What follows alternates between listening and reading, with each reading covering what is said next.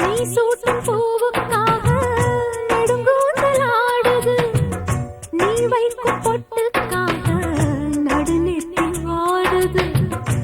ஆத்தாடி ஒன்னத்தானே உயிர் நாடி தேடுது. காவேரி எங்கே போகும் கடல் வந்து கூடுது.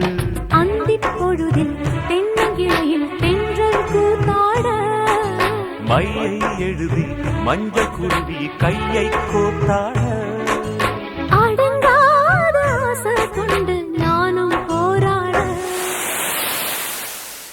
உனக்கென பிறந்தவ ரெக்க கட்டி பறந்தவ இவதான்.